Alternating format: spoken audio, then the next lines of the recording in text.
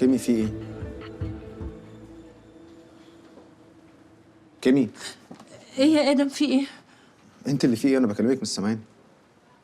لا مفيش، انا بس مش نايمه كويس. لا الله يكون في عونك. طيب انت كله تمام؟ ايوه كله تمام. ماشي. صباح الخير. صباح النور.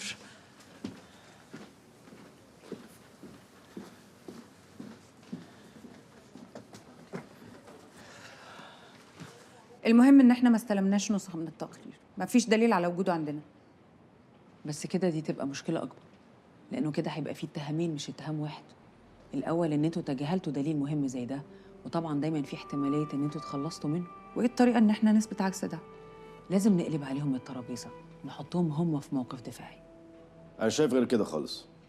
خليها تكمل كلام. ده ما كلامك غلط من اوله. وحضرتك بقى شايف إيه الكلام الصح؟ انا اجبرت GMT ان هم يدفعوا تعويض كبير. كل اللي احنا محتاجينه دلوقتي ان انا اقنع مرات سامي انها تتنازل عن القضيه، وده انا اقدر اعمله. عايز تروح للست اللي انت سوقت سمعة جوزها في المحكمة واتهمته إنه مدمن مخدرات وتقولها تتنازل عن القضية؟ أعتقد تسيبني أتصرف بطريقتي أحسن. انهي طريقه فيهم؟ طريقة شركة راس للزيوت ولا الزفرة بتروليوم؟ الاتنين ما بقوش على الخريطه دلوقتي. كويس إنك دورت، يبقى أكيد عرفت إن أنا خسرت قضيتين بس من 30 قضية مسكتهم. والله انا عايز اللي يترفع عني ما يكونش خسر ولا قضيه اصلا قبل كده. قصدك ما خسرتش ولا قضية زيك؟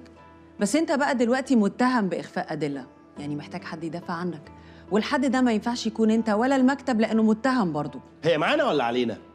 ده اتهام باطل. وأنا هنا عشان كده يا فريدة، بس لازم تساعدوني. لا لحظة واحدة يا جماعة معلش. واضح يا شريهان مشكلة زين مش معاكي انت. مشكلة زين معايا انا شخصيا عشان انا اللي رشحتك. لا شريف، مش وقت ان احنا نقعد نتناقش في مشاكلنا الشخصيه خالص دلوقتي. لا وقته يا فريدة معلش.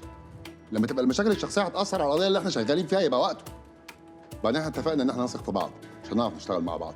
انا مش هقف اتفرج على المكتب وهو بيضيع. بعد اذنكم يا جماعة هنساعد شريهان لانها الوحيدة اللي هتحل القضية.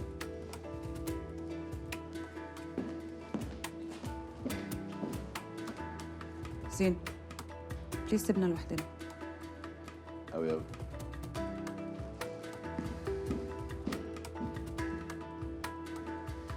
لازم تعرفي إن الخطر الوحيد عليكم في القضية دي هو زين نفسه. لازم تسيطري عليه يا فريدة.